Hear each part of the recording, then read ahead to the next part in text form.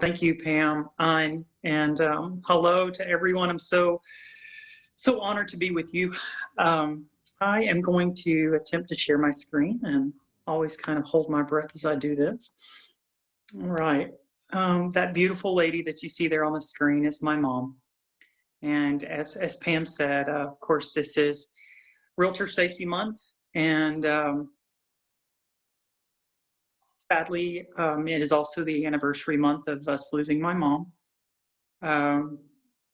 I will try my best to keep my emotions in check as we talk through this morning or this afternoon.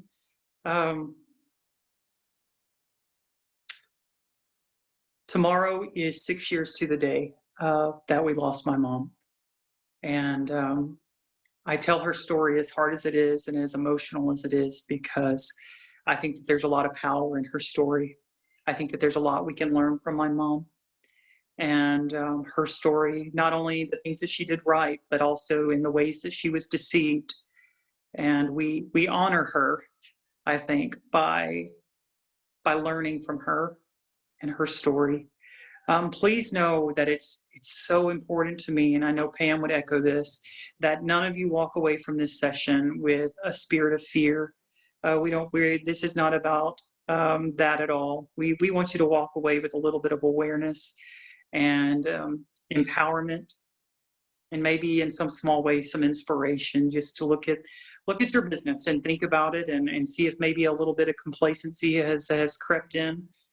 I'll tell you honestly, as an agent here in the Little Rock, Arkansas area, and this happened to my own mama, and I find myself, because I strive to be a good person and a hard worker, and real estate is absolutely crazy. And as you guys know, and it is so easy to get in the hustle and bustle and kind of lose sight of the fact that unfortunately there are people among us that don't have our best interest at heart. As I begin today, what keeps me sane and able to tell this without losing it too much is that I get to brag on the sweet lady that Mom was. My mom was not only a realtor, but she was a proud wife. She loved my daddy, and they had been married for almost 34 years. So if you do that math, you kind of recognize quickly that they were high school sweethearts and married at a very young age. They had me when my mom was 16 and my dad was 19. And I have teenagers now, and I cannot even imagine. I can't even get them to keep their rooms clean, let alone have a child. But my mom and I, in a lot of ways, grew up together. She was my very best friend. And by having such a young mom, we got to have a lot of fun. We did things, we did 5Ks and 10Ks together. We went to college together, which is funny, sitting next to your mom in college. And she always wanted me to get into real estate and do real estate with her. But, growing up a real estate kid and hearing Mom's stories, I never wanted anything to do with the industry. It was her stories it sounded too tough. But here I sit as an agent. But anyway, my mom, of course, she had later had my two brothers. And, among all of her favorite things, all the things that she was and the hats that she wore, her most favorite role of all was being grandma. And it is very tough navigating life with my kids, explaining to them why their mama is in heaven. As parents, I think that it's our worst nightmare to think that someone, could be capable of even taking one of our kids. And certainly it's shocking, and you just don't even think that it's possible that someone could kidnap your mom or you. And so that kind of begins the first safety message today. It was a husband and wife, a couple, that kidnapped my mom. And they intended to hold her for ransom. They did not know my mom. My mom did not know them. But however they got her in their sights, whenever they were repeatedly asked, why Beverly? Why this lady? Why did you do this? Why her? it always seemed to come back to two things. One was a perception of wealth, and second, that mom worked in an industry that they knew they could get her a loan so that they could kidnap her. And, the uncomfortable truth that we all have to face is that my mom was targeted for reasons that really apply to any of us. My mom wasn't the wealthy person they thought she was. She, like many of us, yes, she had had success at times with real estate and was a top producer at times, but at other times she was, scraping commission to commission, like all of us. But the perception of these bad guys, evidence was found on the laptop of these bad people that they had gone to the internet and they had done some Google searches on my mom. They had gone to my mom's Facebook profile and dug around in it. And, all they would see, my mom was such a typical grandma, but, they would see pictures of the grandkids and, they saw, vacation photos. And who knows if seeing vacation photos furthered in their mind that my mom was capable of providing them such a huge ransom. And during the interrogation, it came out that these people thought my mom was so rich that they would get so much money that, and this is their words, they would never have to work again. And, I always say, my mom probably and my dad wouldn't love me, and who would love their personal finance, information being kind of broadcast to. But I tell you this to raise the point. My mom, the day she was kidnapped, had $167 in her checking account. So really, she was targeted based upon the impression of these people, not on anything factual at all. And I know I've made the point, but just to further it just a little bit more before I go on, they did not target her they didn't know what was in her accounts. They didn't know how many transactions she had closed or the last time she was at the closing table. They targeted her because of a public perception of wealth. As so many people think, that's why we see such an influx of people coming into our industry all the time, because they think that, well, I'm going to become a real estate agent because I will be wildly rich and I'll get to set my own hours. And I think for so many of us, that's quite laughable. And but kudos to the folks that have been wildly successful, and that's what we're all working toward. But that is the hard thing about mom, and it's why I tell her story, because what they perceived her to be and what she was in reality were two very different things. And I'll tell you lastly, before I move on, it was maybe most eerily, evidence was found on the laptop of these people that they knew to go to online county property records. And they did a search based on my mom's name to identify where my mom lived and the property value of my mom, of her home. And in their mind, that property value furthered this profile that they perceived. This slide I have laid out here somewhat intentionally because, without the context of this being a safety story and this being the tragic story of how we lost my mom, this could be in any real estate presentation ever. You've got the exterior shot of a nice home. You've got a street address. You've got a property description. And I do that somewhat intentionally because, my mom had been in the business for, about a dozen years or so. She had been in the business for a while and undoubtedly helped hundreds of clients and viewed thousands of homes throughout the years. But all it took was one set of clients on one showing after years and years and years of everything being okay. And don't get me wrong, my mom had her own stories of, little things through the years where items were stolen during, open houses or, some inappropriate online behavior from some creeps. But after all these years of a, mostly safe experience in real estate, all it took was one appointment and I lost her. And so if you don't mind, I'd like to talk you through the interactions that my mom had with this couple prior to this showing, because I want to talk you through the ways that she was deceived so we can keep it from happening again. And so just imagine with me that you begin, say today, you begin hearing from a couple.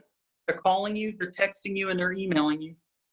And their story is that they are relocating to your area, relocating due to work. They're already in your area. They're there and they're living in a temporary rental situation, and they want to get out of it as soon as possible. They want to get into a permanent residence.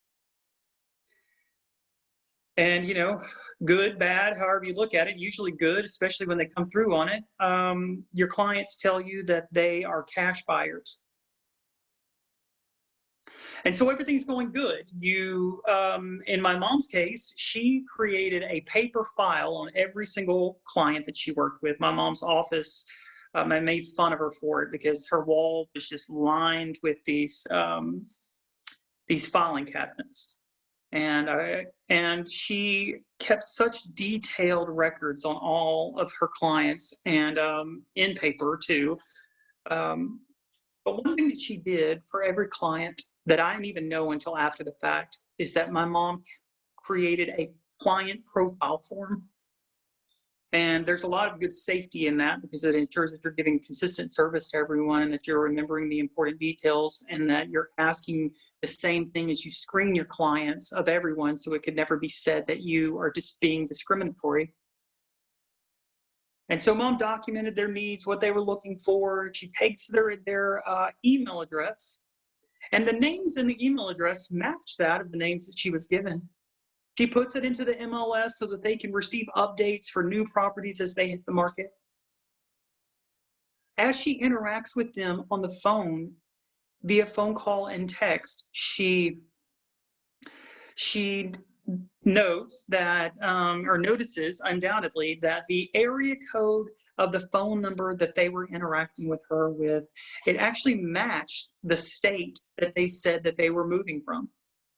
So maybe in some small way, that kind of validated their story.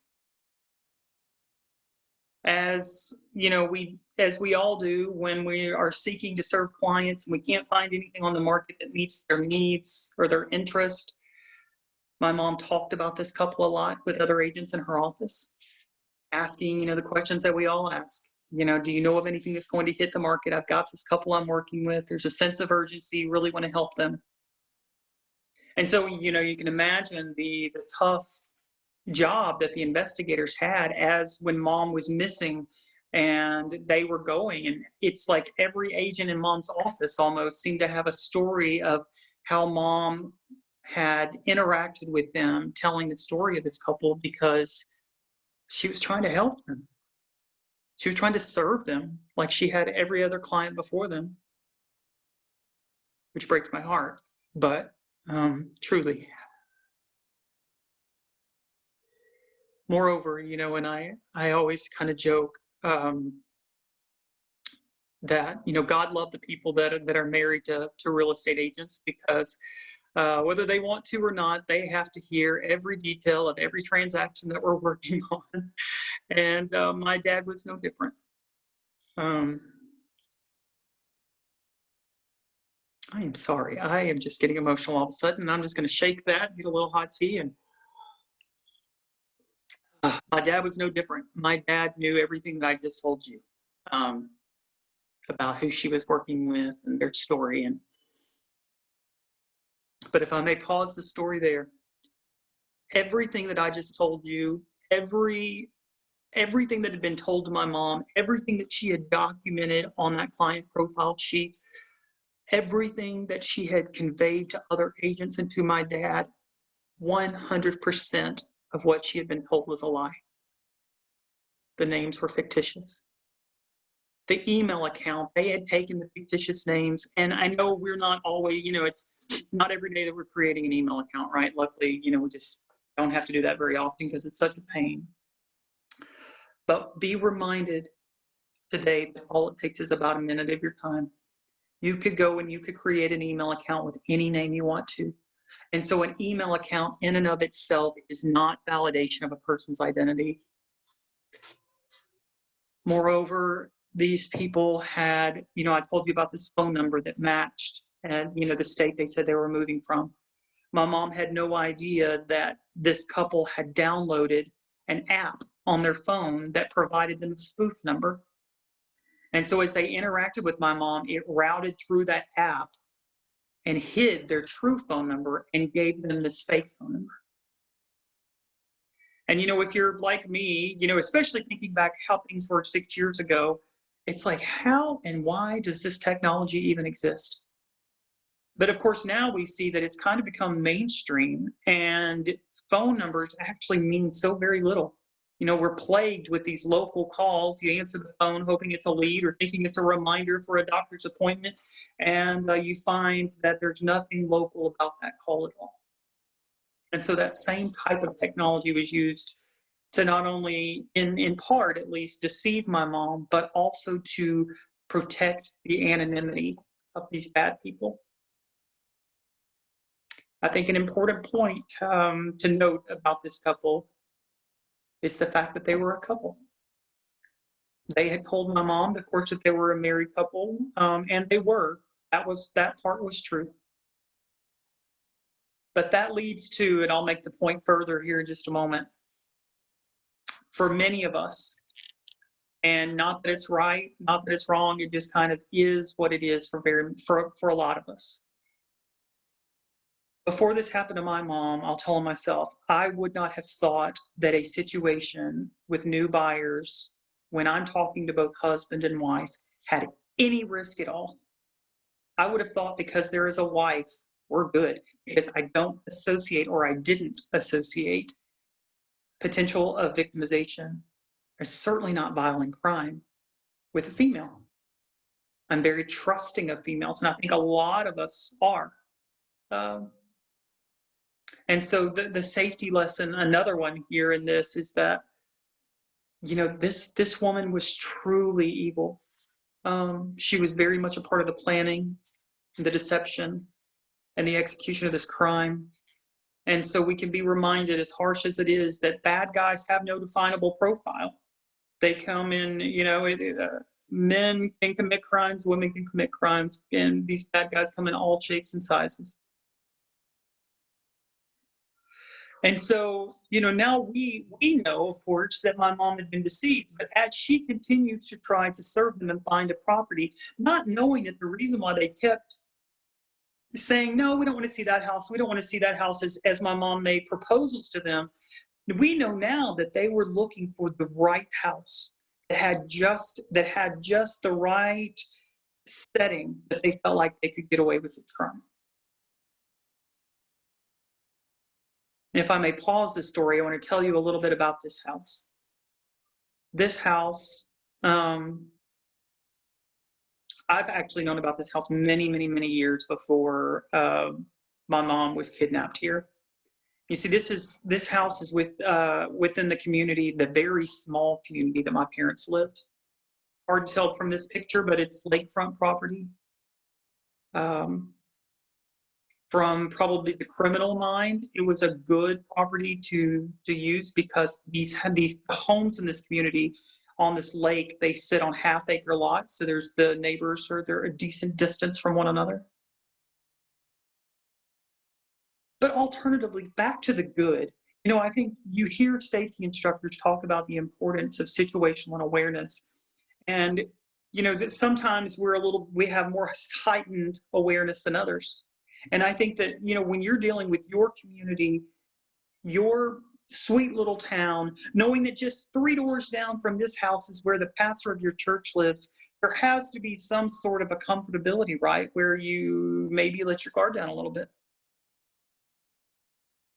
Alternatively, though, and even I knew this, that, and Mom certainly did, being kind of the go-to realtor in the community where she lived, this house was actually just kind of a sad story, because as pretty as it was at one point, and the point that you see probably when this picture was taken, the home had fallen into foreclosure and had sat vacant for many, many years.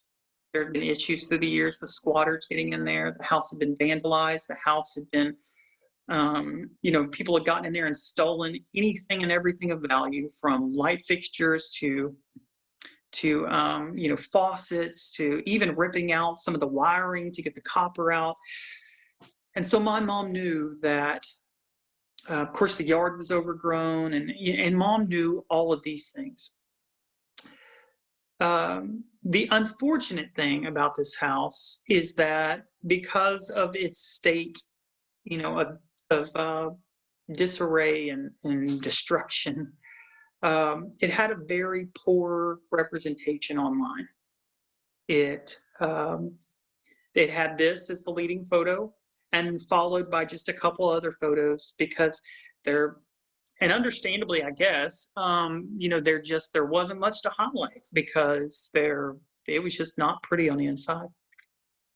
So knowing all these things, right? And I paint that picture because I think it's important to understand how we can make the decisions we make and find ourselves in trouble. So mom, having all of this experience with this couple so far, suddenly, and knowing what you know about this property, suddenly the husband calls you. And so the husband called my mom and said, "We want to see this house." And we only know about this conversation and how this conversation went from the vantage point of that bad guy. Of course, we don't have my mom to know how it went. But we know that he said, when he called to ask my mom if she would show him this house, that my mom did something that really stands out as odd. He said that she apologized, but told him that she would be unable to show him this house due to a company policy that prohibited her from showing property in a rural area alone. And so, kind of knowing what we know, I think that we can draw some very safe assumptions on, could it be that my mom made up that company policy because her instincts, and there was something about the tone of that dude's voice? Or maybe also that mom knew that showing this property to this person would be a complete and utter waste of time because of its current status. We can only speculate. But there certainly, I think, is a safety lesson that mom did so well, in that she clearly felt at a loss for words for how to handle that situation and not show that property. And so she made up that company policy, and I think that's great.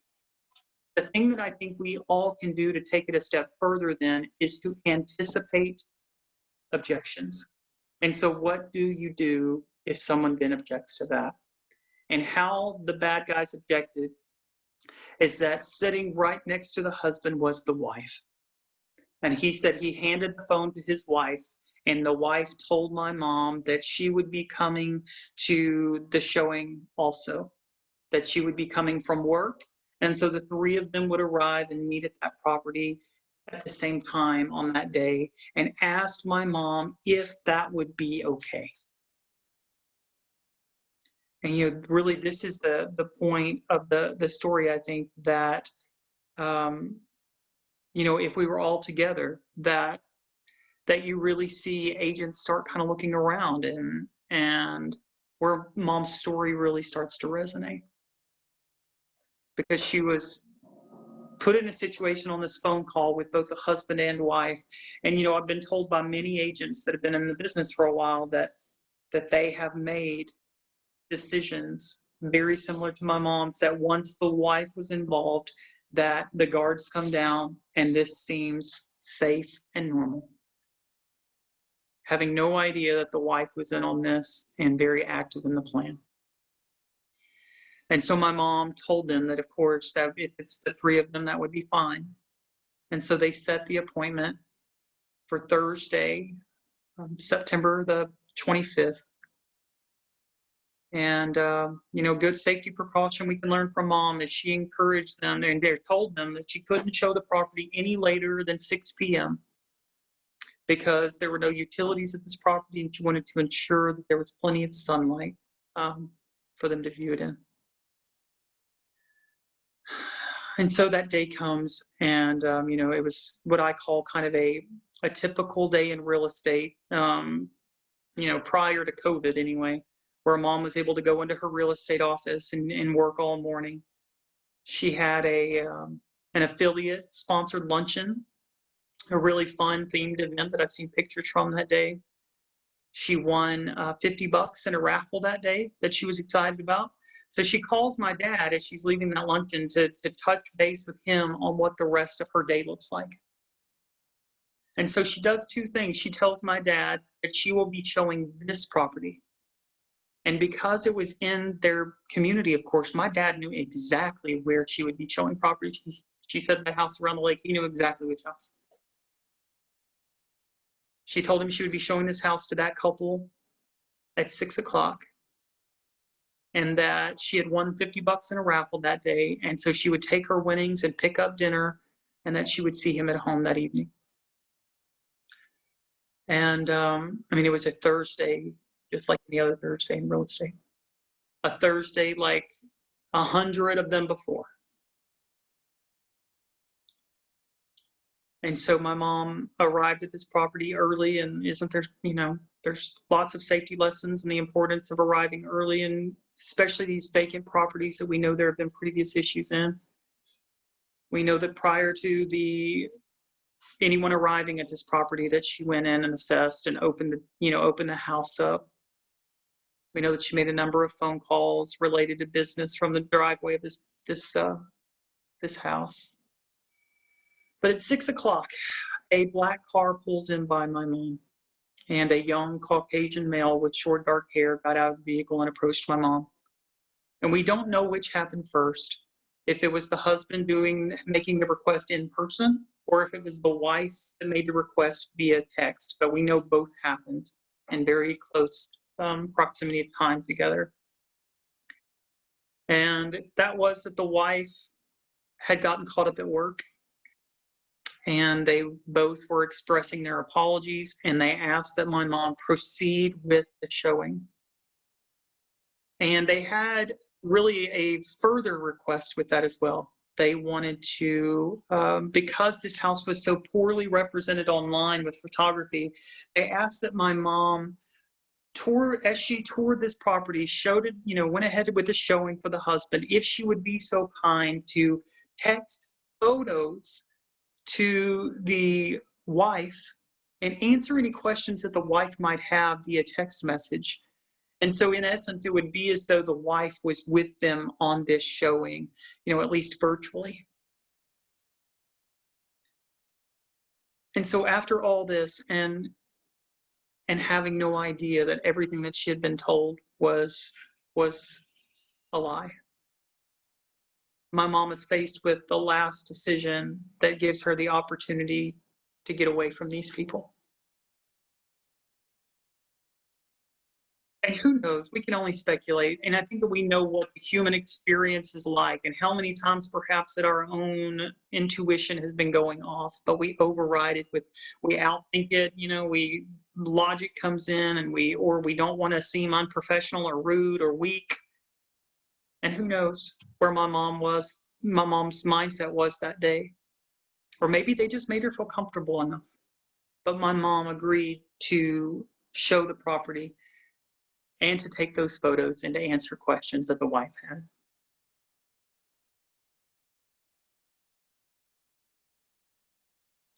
My mom had no idea in that moment that she was about to walk into the house alone with a 7-time felon that intended to kidnap her.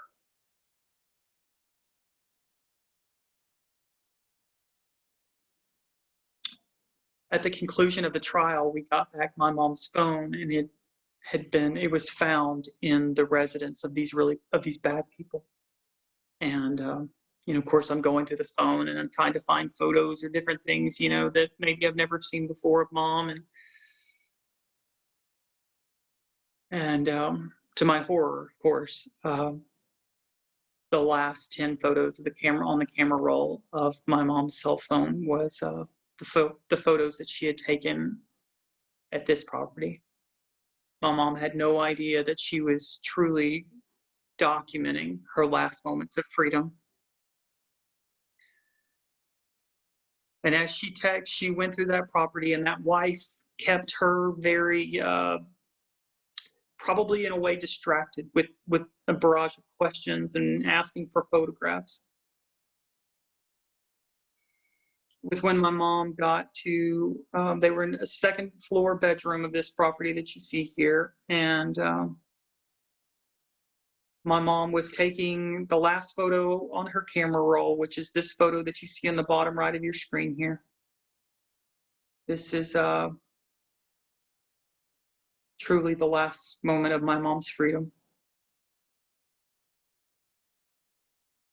As my mom turned from taking this photo to text to the wife, this bad man came up from behind and put a taser in my mom's side.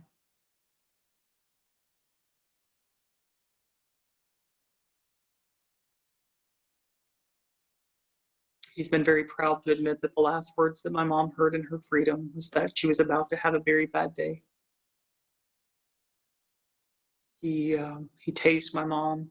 He had the most ridiculous duct tape, this lime green duct tape that he bound my mom with. He then came outside the house, got in his car, turned it around, backed it up to the front door of this house, and opened the trunk. And I tell you, we know the details of him arriving at 6 o'clock in a black car, going in this home with my mom, moments later coming outside, getting in the car, backing it up, opening the trunk. We know those things happened for a fact because every bit of that was witnessed firsthand by the next door neighbor. However, it wasn't reported to authorities until much later that night. It wasn't reported to the authorities until detectives were door knocking each of the neighbors' houses that night, asking them if they knew anything, if they had seen anything. And the neighbor right across the street said, yes, I saw these things happen.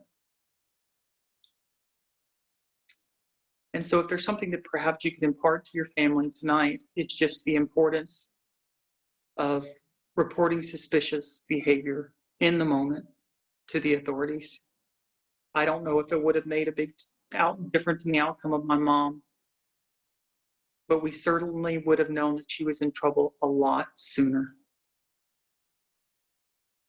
Something that I want to emphasize before carrying forward with the story is that it's important to note that, and this is why I tell my mom's story and why I feel that it is 100% preventable. Up to this showing, there had been no in-person pre-buyer consultation in a public place. There had been no exchange of identification, and there had been no exchange of proof of funds. And I will tell you, as an agent and in talking to other agents, I recognize that asking for some of those pieces of information can be an awkward conversation to have because people are trusting you and they're seeking to spend a lot of money, and people feel like, well, I don't want to make a person that's about to spend $300,000 on a house feel like a criminal. I get that, and I think that there's just opportunity for us to practice that scripting so that we don't put people on the offense and we just make it part of the professionalism and our own personal strategy for serving clients. So, but that being said, my mom didn't have those things. She had no idea. It was all a lie. And so that day, he took my mom,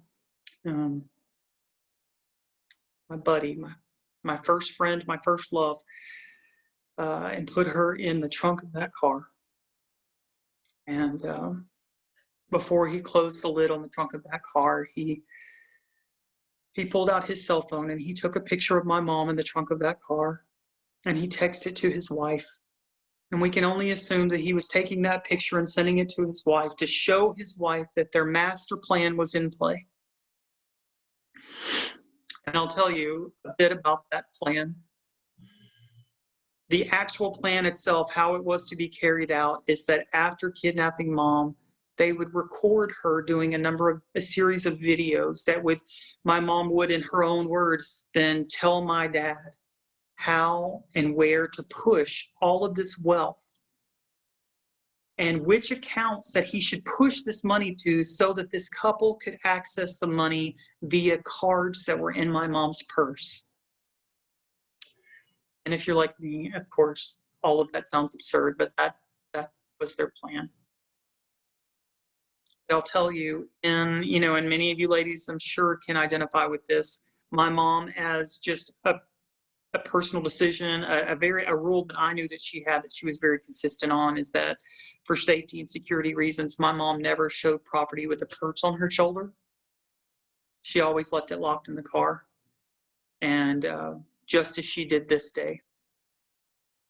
And so in this awful man's haste to kidnap my mom, he actually forgot the purse. It was left behind, locked in my mom's car. And so the second that he drove away that day with mom in the trunk of that car, his plan was already ruined and he had no idea. Later that night, I began to hear from my dad and his concern at my mom not, responding to his texts and his calls. And he had told me that mom said that she would be showing this house. And I encouraged my dad to go over there.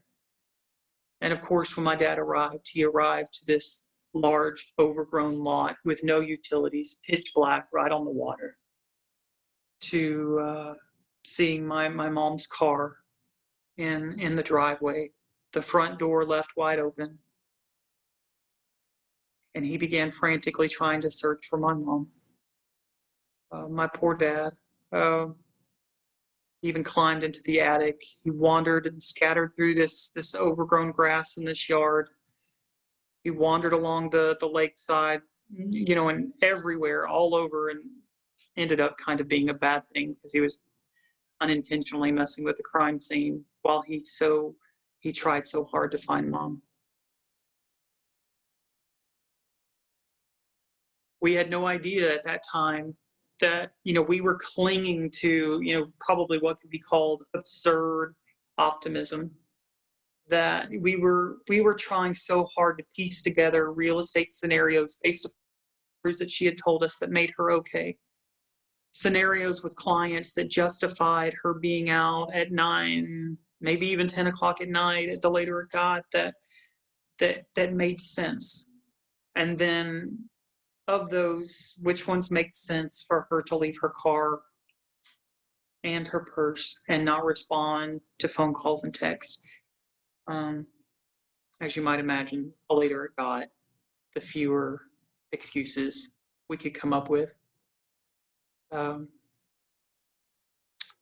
Much later in the evening, as we stand around, and of course the later it gets, more and more detectives arrive on the scene, and the neighborhood becomes brighter and brighter in shades of blue from all of these cars, cop cars. And as we stood around, huddled, confused, questioning, I mean, you're just in disbelief because this stuff just doesn't happen to you, right? I'll tell you all, like, it's not really a part of the story, but we had, I guess about 15 years ago at this point. So my middle brother had died in a car accident. And I think for whatever reason, there's just kind of this psychology, at least within myself, that this awful thing had already happened where my brother died so tragically that lightning doesn't strike twice. Surely this isn't a bad situation. It's just a terrible misunderstanding. And so as we stood out and tried so hard to keep optimistic and hope alive, suddenly we had a flurry of activity and excitement and relief because my dad's phone began to kind of illuminate with text messages from my mom.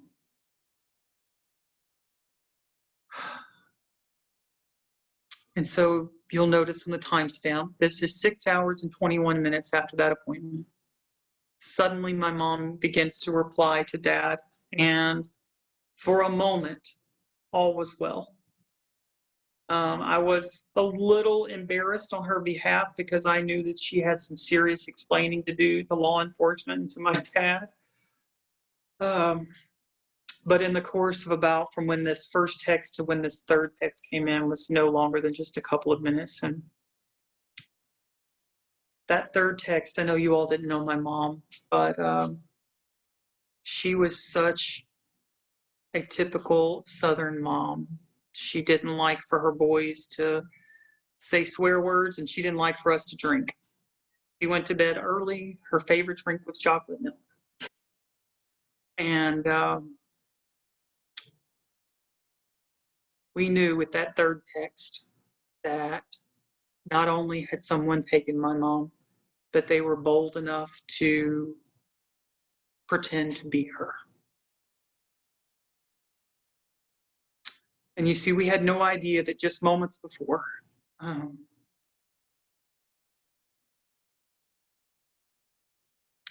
that bad guy had returned to the scene of the crime. He had come right back out there, right by us. He had left my mom locked in the bathroom at his home, his residence, with his wife guarding the door with a firearm while he came back out to the scene of the crime to get my mom's purse. And he was shocked to find that as he arrived, there are a host of law enforcement and of course our family and some real estate agents were out there with us too.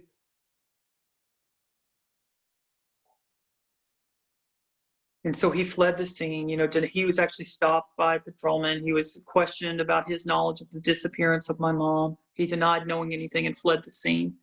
He then turned my mom's phone on and pretended to be her in effort to buy himself some more time and to throw everyone off.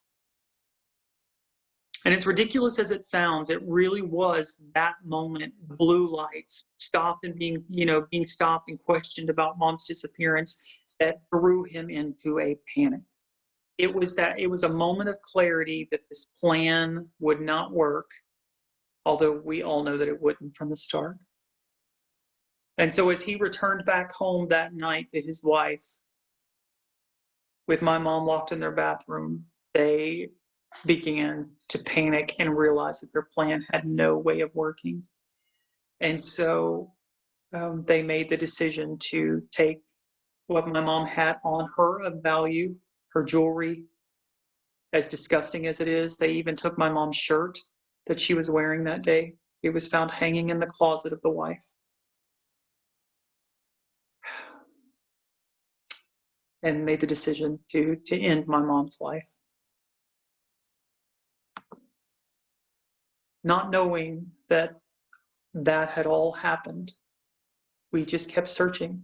We did everything we could do.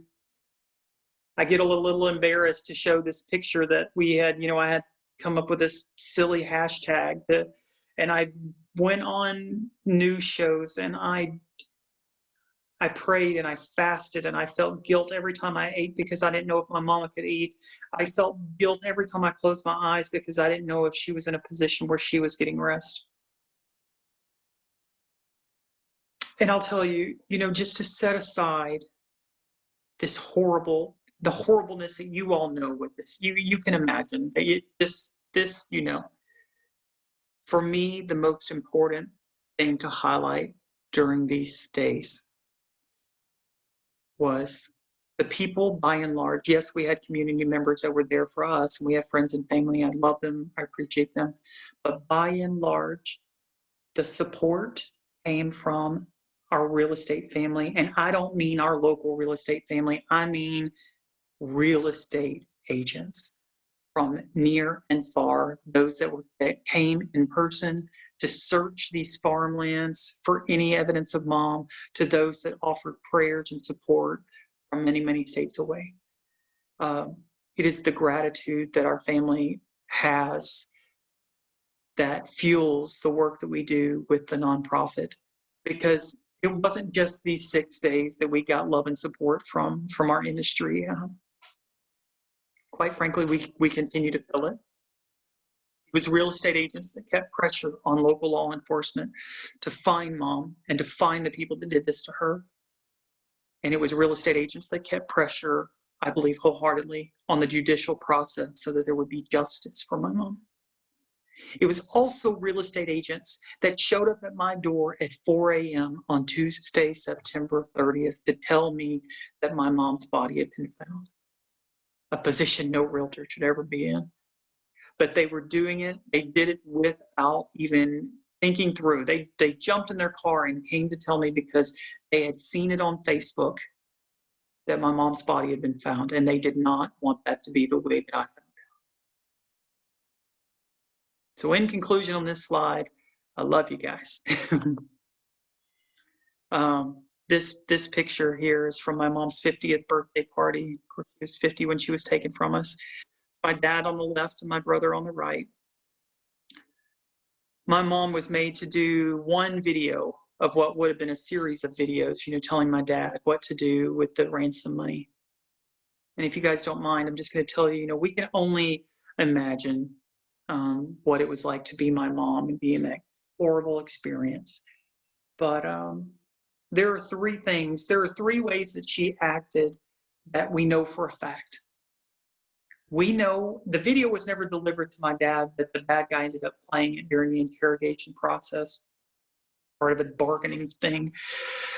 And but we know that the words that she spoke to my dad is, she was telling him that she was okay and encouraging him not to call the police.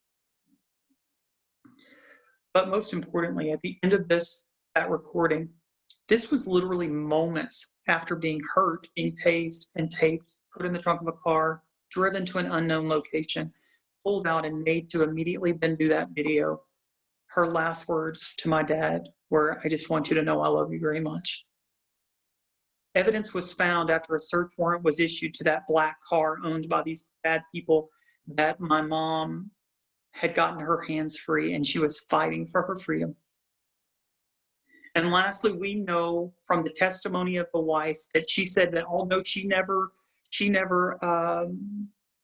engaged with my mom, she never had conversation with my mom, but she did the entire time her husband was gone to retrieve the purse, and she was standing outside that bathroom door with that firearm.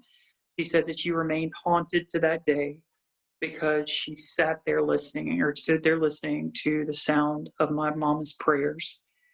And so we know that my mama's response to this most horrific tragedy that we never want to see happen again, her response was love and a little bit of fight, and right into the very end, being steadfast, holding steadfast to her faith. And I don't know about you, but I find it very inspiring. And I would like to think that I would be able to respond in the same way. But we are all going to work to make sure that none of us find ourselves in this situation. This is the spot where my mom was found. This is where my mom took her last breath and where these awful people buried her in a shallow grave. It was there was a team of 26 investigators that worked around the clock. And if we had all afternoon, I could talk you through. It is truly fascinating and impressive that these people put their lives on hold and did so much to find her. And then to find the bad guys.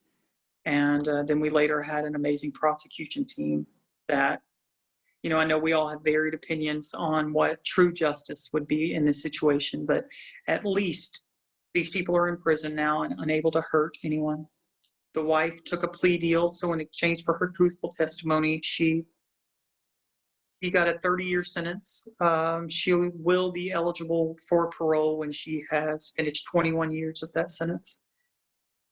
The husband will never get out. He is in prison forever. 2 full life sentences without the possibility of parole for capital murder and for kidnapping. I know my mom's story is hard to hear, and I thank you guys for allowing me to tell it to you.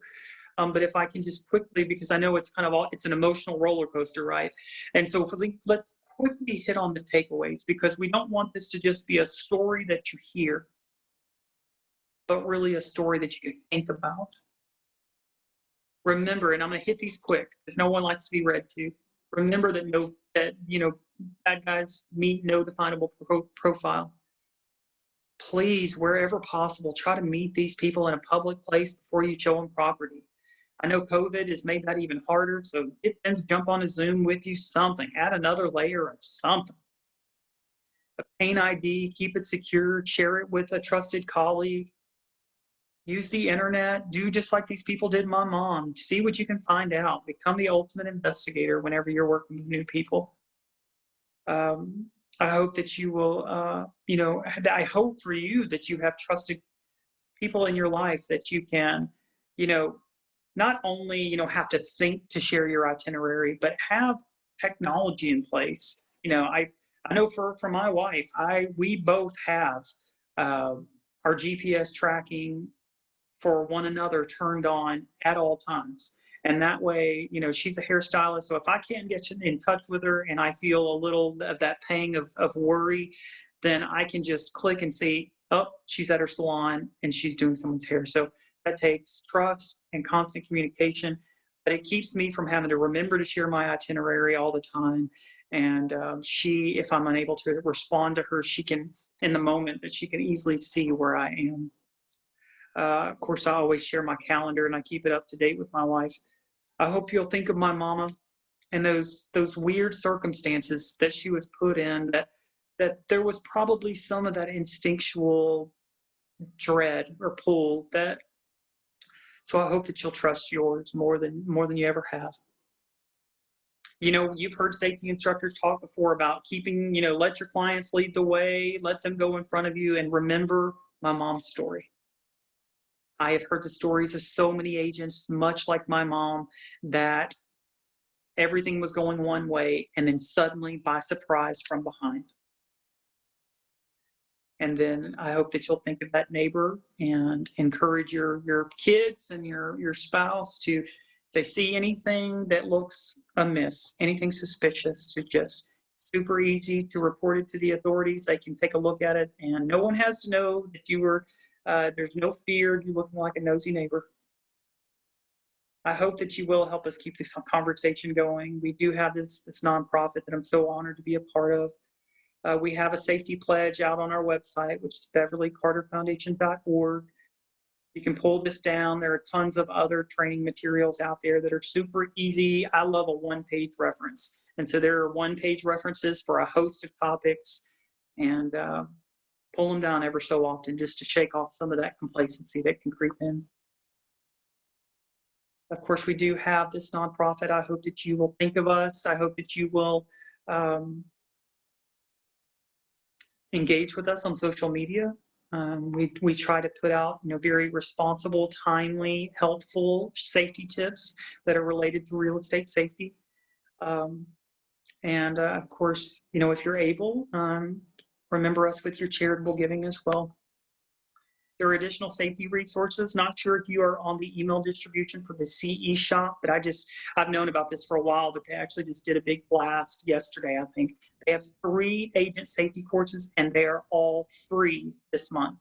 So anyway, if you want more tips or anything, just check those out and get them while they're free. And then of course, I've been honored to be on NAR's newly reformed safety committee. And we have expanded and reorganized that content tremendously. And NAR remains dedicated, well, more than ever, I think, to agent safety. They've been a great partner, and I'm very honored to help in that effort. Last slide I will leave you with. And I know I haven't left much time for questions because I'm just a little emotional chatterbox here. But you see my email address there. And that's not just for show. I promise you, if you email me and you need anything, I will get back with you. This month being safety month and the next couple of days being super emotional for me, it might take me a little bit to get back with you, but I promise I will. And the last thought that I want to leave you with is this picture was taken 1 week to the day prior to my mom being taken from us. My kids were out on a run in the neighborhood with me. And we stopped at one of Mama's listings and we took this picture and put it on her Facebook wall. And she loved it, of course. But if I may leave you a thought to make this little family photo symbolic of you and your commitment to your commitment to your career in real estate.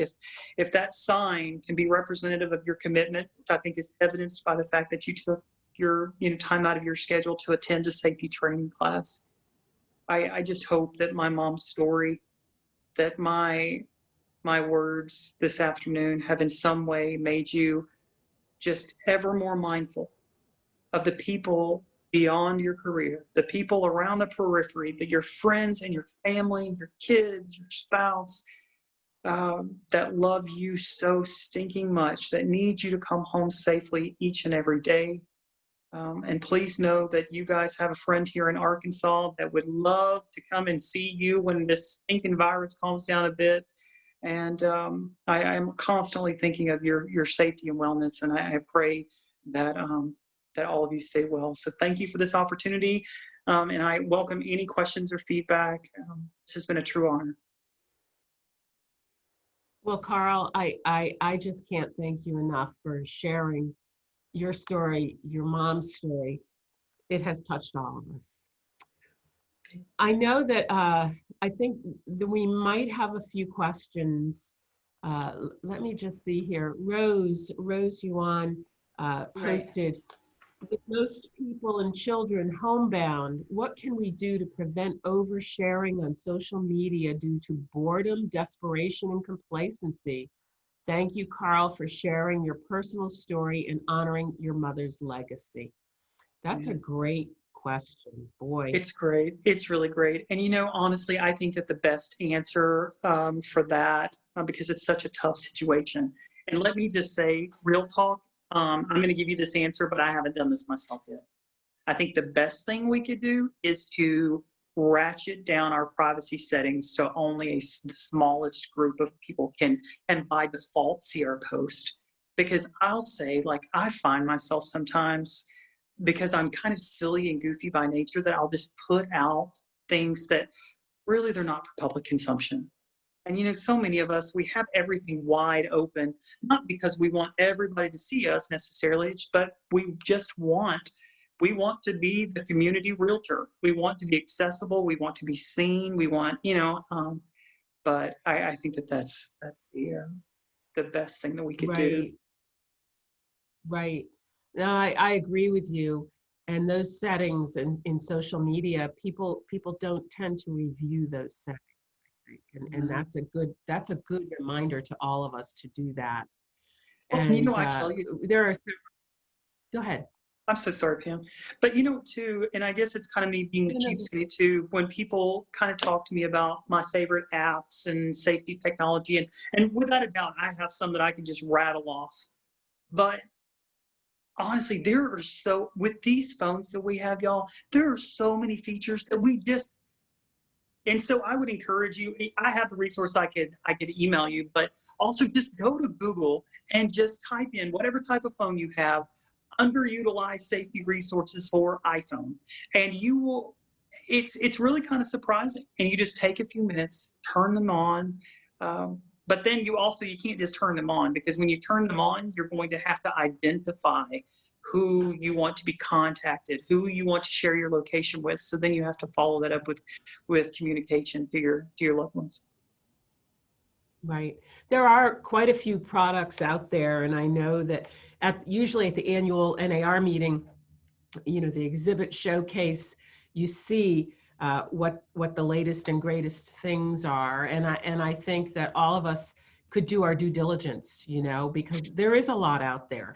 There is a lot out there. And I know we as a board have struggled for several years now about the thought of what kind of member benefit could we provide that would be a great safety benefit. But there are so many out there, and everyone has their own preference, right? So I think the idea of looking at your own device, and saying, oh, okay, well, I have an Android, I'm an Android person, so there are very specific safety features to this phone. And I did take time this summer actually to go through them and make some setting adjustments on it. But I think that's also great advice for folks. And let me just see, someone asked what safety protocols can we take in advance of a private showing? And I just want to make a statement, and I say this at our new member orientation all the time. First of all, I don't do your jobs. I could not do your jobs. You folks are amazing at what you do. And I think that you're always looking to give to other people, and you're not always looking out for yourselves. But at new member orientation, I say to our new agents, from my perspective, I feel that you should never go anywhere alone with someone this day and age. I know that's not practical because all of you are used to doing that. You're entrepreneurs. It's kind of your spirit to do this. But in my mind, that's the number one thing. Don't go anywhere alone, or have someone who knows where you are through these safety apps or whatever. But your point about making sure you do the work ahead of time, where you make that contact and you, I don't know, have them provide a copy of their license or whatever, and you have other people involved in that process, maybe that would be a good thing to do. I don't know if there's anything else that you would want to add to that. The only thing that I think that I would add, I completely echo what you said. And I just think, with many of the stories and of victimization that I've seen happen in our industry, that they most likely would not have occurred had we, on the front end, stripped that bad guy of their anonymity. So if they're far less likely to commit the crime if they don't think they can get away with it, and they can't get away with it if we know who they are. So yeah, I just, however you can, in whatever way, your screening, your consultations, whatever. But yeah, to your point, a buddy is great, but I can't tell you how many safety classes I've given where I'm like, don't have an open house alone. And then the Sunday comes for me to do an open house and my buddy isn't available to be there. And I'm like, why? Yeah. So I get the practicality is not always there. So do what we can.